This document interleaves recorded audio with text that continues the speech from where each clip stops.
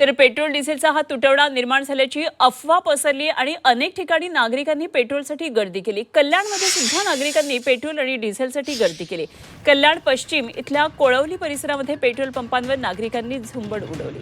Petrol भरण्यासाठी वाहनांच्या लांबच्या लांब रांगा लागलेल्या होत्या। दरम्यान पेट्रोलचा कुठेही तुटवडा नाही, त्यामुळे नागरिकांनी उगाचच गर्दी करू नये असं आवाहन पेट्रोल पंप चालकांकडून केलं जात आहे।